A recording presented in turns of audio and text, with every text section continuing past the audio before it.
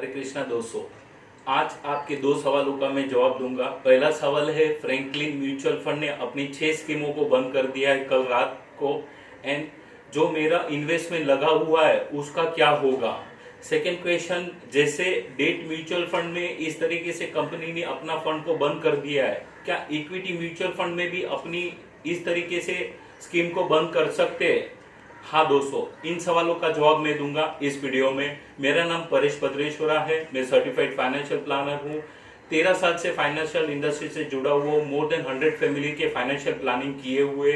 आज आपको इस सवालों का जवाब दूंगा, जैसे फ्रैंकलिन ने कल रात को 6 म्यूचुअल फंड स्कीमों को बंद कर दिया है। ये म्यूचुअल फंड स्कीम है क्या? ये mutual fund scheme debt mutual fund scheme है।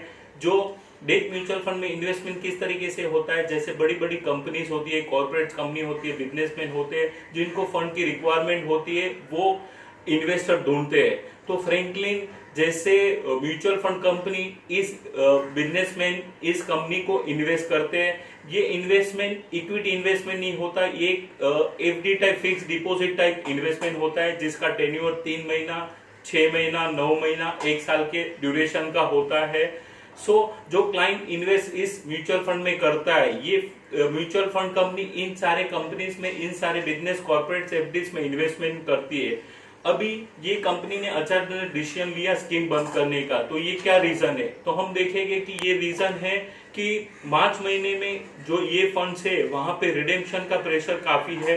बड़ी बड़ी इंस्टीट्यूशन ने इनमें से रिडीम किया है, और जो इन्वेस्टर जिन्होंने अपने फिक्स डिपॉजिट में इन्वेस्टमेंट किया था, ड्यू टू कोविड-19 लॉकडाउन की वजह से जो फंड की रिक्वायरमेंट आई है, इसके लिए इंडिविजुअल इन्वेस्टमेंट ने भी रिडेम्पशन किया है। अभी कंपनी रिडेम्पशन का पैसा किस तरीके से देगी? तो 2 तरीके से देगी कि नया इनफ्लो आता है, वहां से पैसा आता है। दूसरा, मेरे पास कैश रिजर्व बैलेंस है, वहां से पैसा आता है। तीसरा होता है कि मैं अपने यूनिट्स, अपने जो इन्वेस्टमेंट में मैंने किए हुए कंपनीज में, उसको सेल कर दूं, रिडीम करके मेरे को पैसा आएगा। तो आप देखोगे तो अभी ऑलरेडी कंपनी को नया फ्लो नहीं आ रहा है, क्योंकि लॉकडाउन की वजह से कस्टमर जो इन्वेस्टर है उनके पास फंड्स अवेलेबल नहीं है।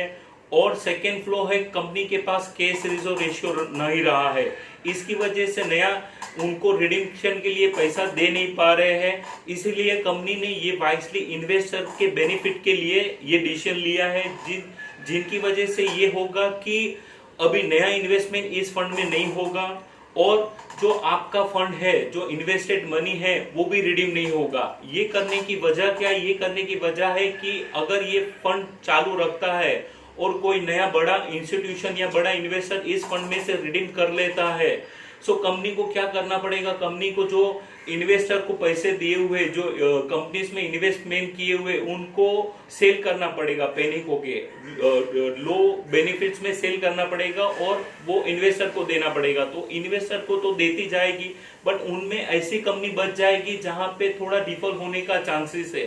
तो ये कंपनी ध्यान में रखा है कि हर एक को इक्वल इफेक्ट मिले, हर एक को लॉस कम हो, ये ध्यान में रखते हुए कंपनी ने ये स्कीम को बंद कर दिया है। अभी आपका सवाल है कि मेरा जो पैसा लगा हुआ है इस स्कीम में, क्या ये पैसा डूब गया है?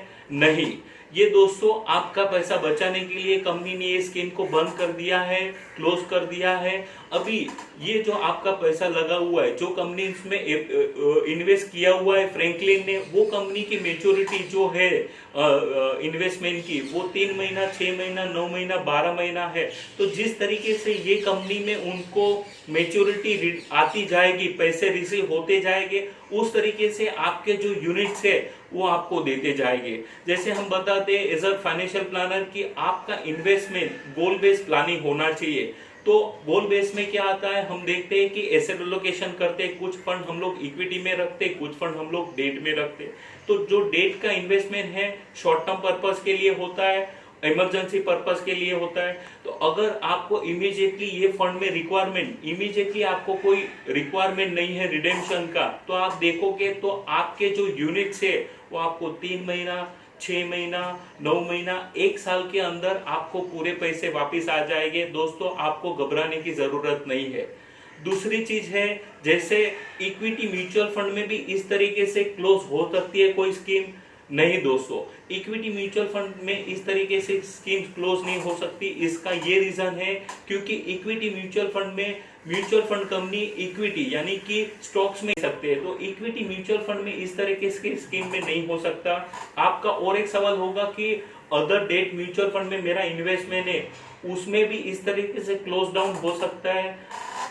ये कहना मुश्किल होगा दोस्तों कि दूसरी स्कीम में हो सकता है कि नहीं हो सकता, बट हम लोगों ने जहां तक हमारी स्टडी है तो इस तरीके से वो लोग डिसीजन नहीं लेंगे क्योंकि उन्होंने कैश रिजर्व ऑलरेडी रखा हुआ है। अगर ज्यादा प्रेशर न आवे और अगर लोग संभल जावे तो ये लॉकडाउन जो पीरियड है कोविड-19 की वजह से ये निकल जाएगा और रेगुलर सब हो जाएगा।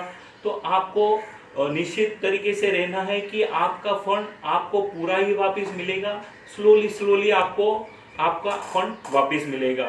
और कोई सवाल है आपको इस रिलेटेड, म्यूचुअल फंड रिलेटेड, अपनी स्कीम के रिलेटेड, तो आप अपने फाइनेंशियल एडवाइजर को कांटेक्ट कर सकते हैं। अगर आपको मेरे साथ कुछ बात इंफॉर्मेशन शेयर करनी या कुछ जानकारी लेनी है फाइनेंशियल प्लानिंग में, तो नीचे गए मेरे नंबर पे आप मुझे व्हाट्सअप कर सकते हैं, कॉल कर सकते हैं, मैं आपको जरूर से हेल्प करूंगा। Thank you so much. पैसा रिडीम कर सकते हैं और अपने इन्वेस्टर को ये पैसा दे सकते हैं। तो इक्विटी म्यूचुअल फंड में इस तरह के स्कीम में नहीं हो सकता। आपका और एक सवाल होगा कि अदर डेट म्यूचुअल फंड में मेरा इन्वेस्टमेंट है, उसमें भी इस तरीके से क्लोज डाउन हो सकता है। ये कहना मुश्किल होगा दोस्तों कि दूसरी स्कीम में हो सकता है कि नहीं हो सकता, बट हम लोगों ने जहां तक हमारी स्टडी है तो इस तरीके से वो लोग डिसीजन नहीं लेंगे क्योंकि उन्होंने कैश रिजर्व ऑलरेडी रखा हुआ है।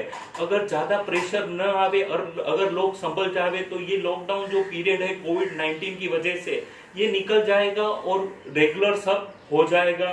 तो आपको निश्चित तरीके से रहना है कि आपका फंड आपको पूरा ही वापस मिलेगा, स्लोली आपको आपका फंड वापस मिलेगा। और कोई सवाल है आपको इस रिलेटेड, म्यूचुअल फंड रिलेटेड, अपनी स्कीम के रिलेटेड, तो आप अपने फाइनेंशियल एडवाइजर को कांटेक्ट कर सकते हैं। अगर आपको मेरे साथ कुछ बात इंफॉर्मेशन शेयर करनी या कुछ जानकारी लेनी है फाइनेंशियल प्लानिंग में, तो नीचे गए मेरे नंबर पे आप मुझे व्हाट्सअप कर सकते हैं, कॉल कर सकते हैं, मैं आपको जरूर से हेल्प करूंगा। Thank you so much.